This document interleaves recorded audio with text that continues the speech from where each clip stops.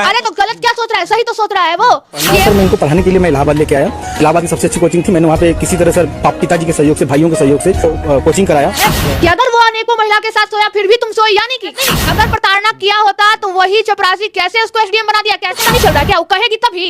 वो तो कह रही है, मुस्कुरा रही है। वो क्यों नहीं अभी तक बोली कि हम ऐसा नहीं किए हैं? वो क्यों, उसका प्रूफ नहीं? कैसे, अच्छा वो कैसे पाई गई रूम में दूसरे के साथ? वो कैसे होटल में पाई गई है? इसका आपके पास जवाब? क्योंकि एसडीएम बनाने वाला चपरासी है। मान लिया हम कि एसडीएम बनाने वाला तो चपरासी है ना, उसको आप यहाँ बनाइएगा, यहाँ रखिएगा, ना कि यहाँ रखिएगा। किसी के भरोसे को तोड़ना तुम्हारा अधिकार नहीं, ब्रीच ऑफ ट्रस्ट तुम्हारा अधिकार नहीं, किसी को जिंदगी को बर्बाद करना तुम्हारा अधिकार नहीं। करो तुम अपने जिंदगी में जितनी अय्यासियां कर सकते हो, लेकिन under IPC 497 is punishable offence जो एसडीएम की है वो लॉ के श्रेणी में भी अपराध है। अब जो आदमी इसके साथ सो रहा है, क्या लगता है वो इसको सही समझ रहा होगा क्या? आज हर तरफ से चली गई ना। हमारे साथ लॉ स्टूडेंट रूपम जी हैं और अभी सोशल मीडिया पे चल रहा है जिस तरीके से डीएम और एक चपरासी पति का कहानी, तो ये लॉ स्टूडेंट है, इनसे भी जानेंगे कि ये उस मुद्दे पर क्या अपना राय रखती हैं। पता है मुझे बहुत बुरा लग रहा है कि एक महिला के ऊपर रहा है, इसलिए मैं आक्रोशित हूँ, नहीं तो नहीं रहती। बात में हूँ फलाना ढिमकाना, पहले तो महिला हूँ ना। आप पूछ रहे हैं कि किसके सपोर्ट में हूँ? बिल्कुल आलोक के सपोर्ट में हूँ, खुल के बोल रही हूँ। अरे वो चपरासी नहीं, वो मेरे लिए समझिए एसडीएम तो वही है, क्योंकि एसडीएम बनाने वाला, ठीक है, एसडीएम बनाने वाला कौन है? वही चपरासी आलोक। लेकिन कहीं ना कहीं वो अपने मैरिट पे बनी है ना, उनको वो पढ़ने में तेज थी, उनको पढ़ने का मन किया। कब उसको माइंड से फ्री कौन किया? जब तक वो माइंड से फ्री नहीं रहेगी ना, कोई भी महिला नहीं आगे बढ़ पाएगी। माइंड से फ्री कौन किया?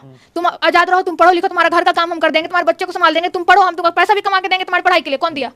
मैं जो सपोर्ट कर रही हूँ वो आलोक का कर रही हूँ, चूंकि आलोक सही है। इसने वो काम किया जो बड़े बड़े मर्द भी नहीं करते। अरे कितना विधायक है, कितना विधायक पढ़ा लिखा है, जाके घर में उसका देख लीजिए, उसकी कितनी बीवी या बेटा बेटी पढ़ा लिखा है। नहीं है, भले अपने विधायक जितना रह जाए, ठीक है, लेकिन ये चपरासी जो है, ये नाम का चपरासी है, लेकिन मेरे लिए तो एसडीएम का जो पोस्ट है वो इसके लिए है। लेकिन जो आरोप है, अब लोग जो कह रहे हैं कि मतलब आलोक मौर्य कहीं ना कहीं प्रताड़ना करता था, मारपीट करता था, इसलिए पत्नी जो है किसी और के साथ अवैध संबंध बनाई। तो उस बीवी के लिए वो कमा के पैसा लाके उसको नहीं देता, उसको एसडीएम नहीं बनाता।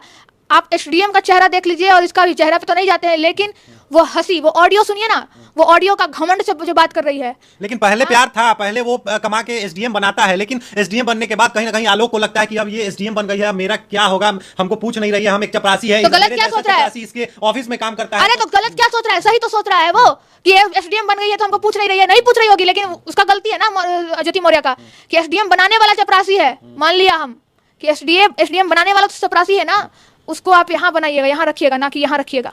आपको रंगे हाथ पकड़ा गया, जैसा कि पिछले मीडिया ने भी बताया कि उसको रंगे हाथ पकड़ा गया है होटल में। अगर वो लड़की सही होती तो कभी कहीं ना कहीं जो इसको आलोक को जरूर मीडिया ट्रायल में गलत ठहराती कि इसको भी हम देखें। कहीं सुने हैं?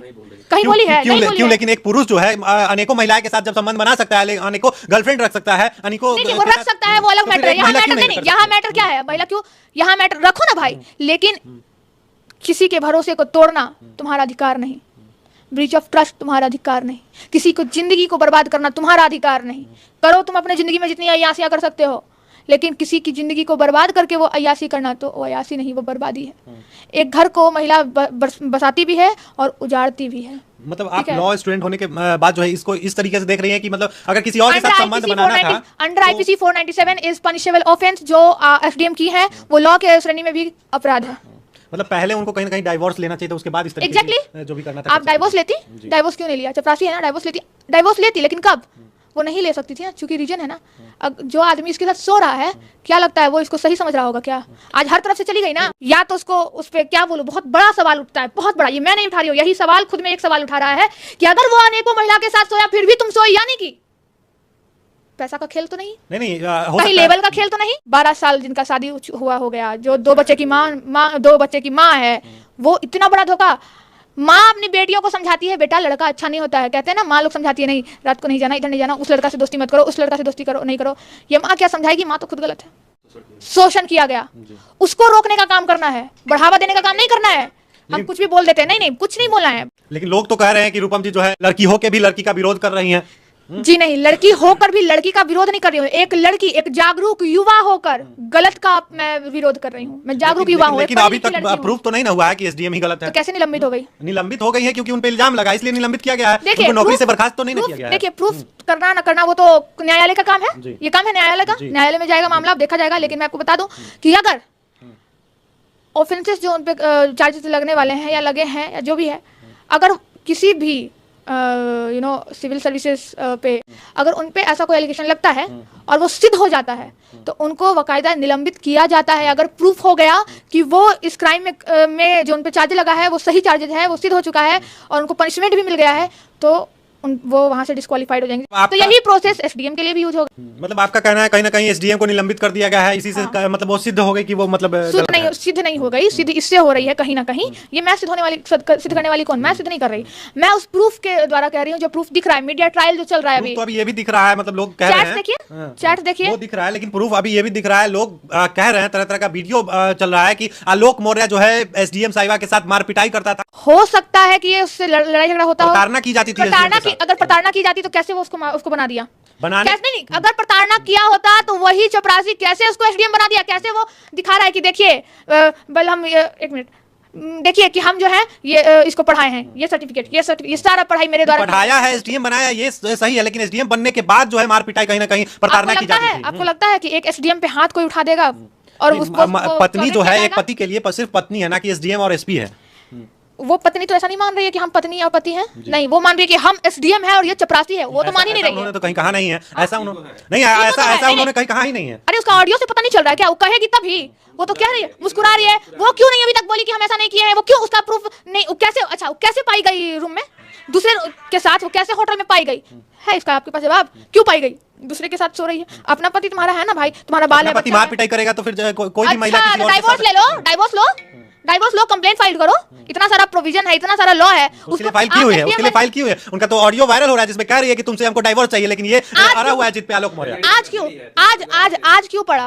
पहले अगर गंजेड़ी नशेड़ी होता ना भैया, गंजेड़ी नशेड़ी अगर होता, मान लिया हो गया, तो मैं उस गंजेड़ी को भी सलाम करती हूँ क्योंकि उसने पढ़ाया, एसडीएम बना दिया। अब सोचिए, ये चपरासी की जो बात कर रहे हैं ना, मैं बार बार इस चपरासी का नाम चपरासी इसलिए ले रही हूँ क्योंकि एक घर को जो है ना या फिर किसी भी ऑफिस का सुरक्षा करने में सबसे बड़ा भाग चपरासी का होता है। लेकिन ये भी भाग है कि कहीं ना कहीं औरत को अलग जाने का कारण बनता है कि चपरासी अनपढ़ जो चपरासी है, इसको उतना समझ नहीं है, उतना पढ़ा लिखा नहीं है, जिससे एसडीएम लड़की को अपने साथ में रखकर खुश रख सके। उसको पता था कि हम ना इतना नहीं पढ़ पाएंगे, तभी तुम चपरासी, क्यों ना इस टैलेंट को हम और आगे बढ़ा दें।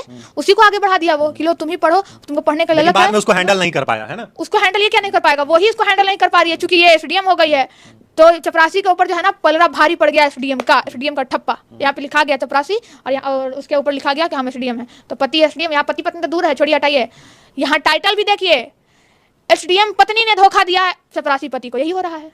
और उन लड़कों को क्या कहना चाहिएगा, उन पतियों को क्या कहना चाहिएगा जो मतलब अपनी पत्नियों को, जो पटना में पढ़ रही हैं, दिल्ली के मुखर्जी नगर में पढ़ रही हैं, जो बीपीएससी यूपीएससी की तैयारी कर रही है, प्रयागराज से अभी 137 महिलाओं को जो है पति जो है वापस बुला लिए। एक बक्सर की महिला जो है थाने में पहुंच गई है कि केस करने पहुंच गई है बक्सर थाने में कि मतलब मेरा पति जो है हमको बुला लिया है, पढ़ने नहीं दे रहा है। नहीं, ऐसे पतियों को हाथ जोड़ के रूपम अपील करती है, महिलाओं को पढ़ने दीजिए। हर महिला एक जैसी नहीं होती है, वो आप पे भरोसा करती है, आपको अपना जीवन सौंप देती है, जीवन क्या तन मन धन सब कुछ सौंप देती है, वो पढ़ना चाहती है, पढ़ने दीजिए। मैं आप जो लोगों से हाथ जोड़ के अपील करती हूँ, आपकी बीवी, आपकी पत्नी, आपकी बेटी पढ़ जाती है तो नाम आपका ही होगा। बाकी कर्म प्रधान, अगर आप सही रहोगे तो आपकी बीवी भी सही रहेगी। आप भी उस काबिल बन के दिखाओ जो आपकी बीवी बनना चाहती है। देखिए हमारे साथ अभी लॉ स्टूडेंट रूपम जी थी और सोशल एक्टिविस्ट भी हैं, तो कैसा लगा ये खास बातचीत और कैसा लगा एसडीएम पे जो इन्होंने कहा है, मुखरता से अपनी बातों को रखा है, तो ये सुनकर आपको कैसा लगा कमेंट बॉक्स में जरूर बताइए।